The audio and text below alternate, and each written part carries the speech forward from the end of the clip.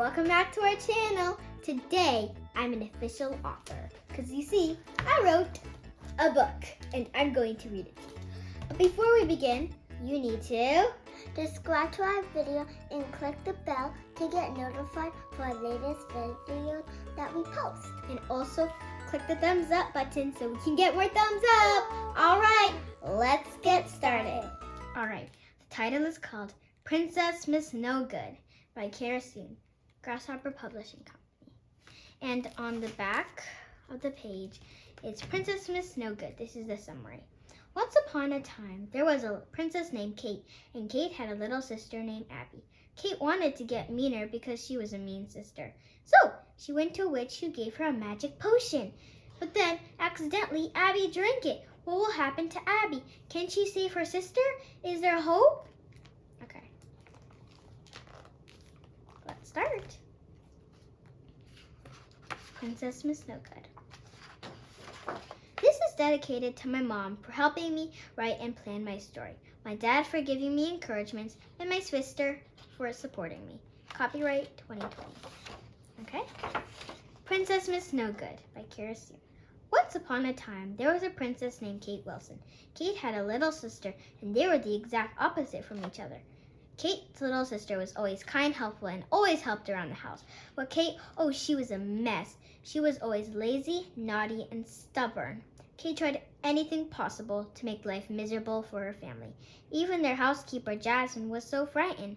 Once, Jasmine caught Kate walking down the stairs with a skunk in her hand. She was planning to put it in her sister Abby's room while she was sleeping, and this made Jasmine nearly faint. Another time, she even tried to put extra sticky gum on Abby's chair as she was washing her hands to eat. Abby went down to sit down, but forgot her utensils. When she tried to get up from her chair, she was stuck. Abby was so upset that her cheeks turned pink and she started crying. King Samuel, Kate's father, came to see what all this racket was about. "What's wrong?" asked the king. "She's crying like a crybaby," answered Kate in a bossy tone. "Ha ha ha ha!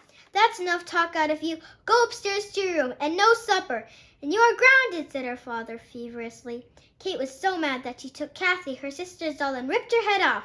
Her father saw her take the doll, but didn't know that she had ripped the doll's head off.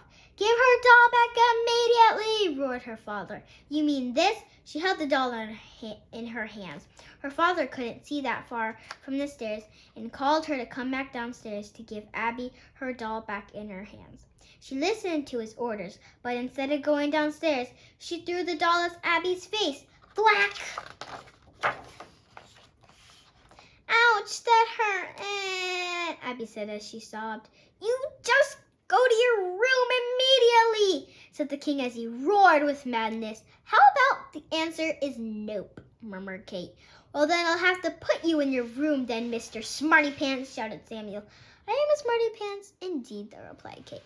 As King Samuel got up from his chair on his way to spank her, he felt strange. He felt heavier than usual.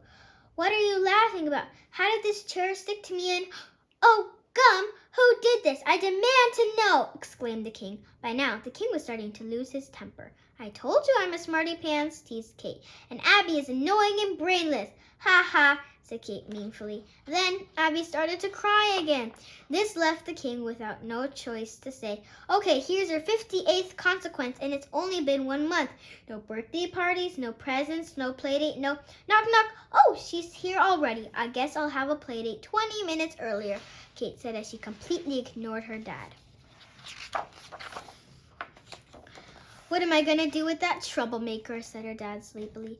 "Well, that's my 15th headache today. I'm going to my room and go to sleep now. You be a good girl and go to sleep at 8:30. The king said this as if he was about to doze off. "But it's only 7:45. You go to sleep at 11, Abby confusingly said. "I have a headache." "Well, I've had 15 headaches in one day, and they all last about 15 minutes. When one headache is over, then Kate gives me another one," said the king. "Sorry you have a headache, Daddy. I hope you feel better soon," Kate said as she slumped to her bedroom. That's a picture of Abby in her bed. "I got to do something about my sister. I just got to," Abby thought. That night, Abby couldn't sleep. What could she do to make her sister stop her terrible ways of playing pranks and her naughtiness? Meanwhile, Kate was also thinking, but how to get meaner. But how, Kate thought to herself. Aha! It finally came to her. There was a kind and friendly witch that could grant you 3 wishes.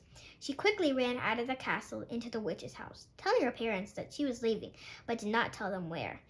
When she arrived at the witch's house, Kate demanded her to make me the meanest girl in the world. Very well then, drink this at dawn, and if you do it too early or too late, the spell will be very bad, and you'll have to come back to me, the witch said sternly. After Kate agreed to the plan, the witch handed her a bottle. When Kate returned home, she left a note on the bottle. It said, "Do not drink." As Kate walked away, Abby came into the room and noticed the bottle. Abby thought that Kate was tricking her because she always took things and said don't touch. She opened the bottle and gulped it down. Gulp, gulp, gulp. Ding, ding, ding. It was 11 o'clock. Abby had no idea that there were consequences if you drank the bottle at a time other than dawn. Abby felt dizzy and passed out. At dawn, Abby woke up. Kate skipped to the room where Abby had drank the potion. She stepped in and froze. The bottle was empty, and Abby, what was she doing here? Kate walked back to her room and tried to calm down. She laid on her bed and fell into a light sleep. Meanwhile, Abby woke up and sneaked into Kate's room. She grabbed a black marker and drew a mustache on her face. She tiptoed out of the room and sneaked away. A few minutes later, Abby heard a scream. Ah! Ah! Kate screamed. Abby continued playing tricks on Kate. Another time, Abby sprayed her with a water gun, and Kate had makeup and was wearing a beautiful dress made from the finest silk. Rats, Kate mumbled. Abby did many things that angered Kate, and this made her stomp off to the witch's house, where she told her the whole story. Oh my, oh dear, the witch said. Your sister has drank the bottle too soon, the witch said fearfully.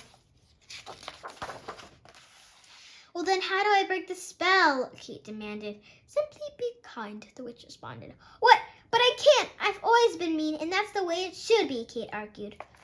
Well, then, if you don't want to be nice, then your sister will destroy you. You only have 2 tries to say sorry, or else this will be permanent, the witch declared. There was a long pause, and silence fell over the room. Then Kate replied, Okay, I'll do it.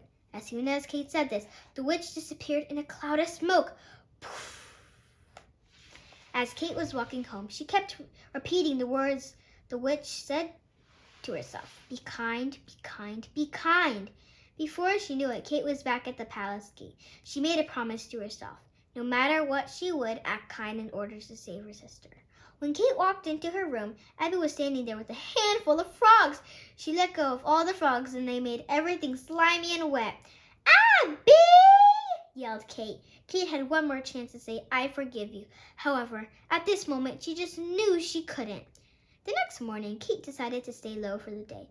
She decided to do a 10,000-piece puzzle. Kate was an expert at puzzles, and this one only took her until lunchtime to finish. On Kate's last puzzle piece, Abby stomps into the room. At that same moment, the witch appears as a ghost in front of Kate, and only she was able to see her. The witch tells her, remember to be kind. This is your last chance to do it before it's too late. Then the witch disappeared. I need someone to pinch me because I must be dreaming, Kate thought, right before the witch disappeared. But before Kate could even blink, Abby was destroying her puzzle. Abby! But before Kate could finish her sentence, she remembered the witch's words. Be kind, be kind. Abby, I forgive you, Kate bravely said. At that moment, Kate started to feel good. But the most important of all, Kate had broke the spell. Abby blinked her eyes for a few seconds, and then she asked Kate, what has happened, and why is your puzzle piece broken, and why are the puzzle pieces in my hand? It's a long story, but to make it short, then Kate told the whole story without leaving any details, because Abby didn't want to miss a single word of what Kate said. Just then, Kate's father and mother came into the room. What has happened here? And look, you guys are holding hands, exclaimed their mother. What? You guys never hold each other's hands. I think I'm going to be blind. I need someone to pinch me because I must be dreaming, King Samuel exploded. How did this happen? Said Kate's mother. Well, that's our little secret, Kate said with a wink. From then on, Kate and Abby became the best of sisters. They would never forget how this came to be. Most importantly, they never fought again. Well, mostly. Okay. done with the story, and this is about me. About the author, Karis. Karis is 8 years old and she lives in Torrance, CA. She has a sister and 2 fish and always enjoys a good story. Karis is in 3rd grade at Hickory Elementary and hopes to become a teacher. Her favorite animal is a koala and her favorite sport is basketball. Karis wishes to thank her family for encouraging her and giving her support. Thank you for watching our video, and bye! See you next time!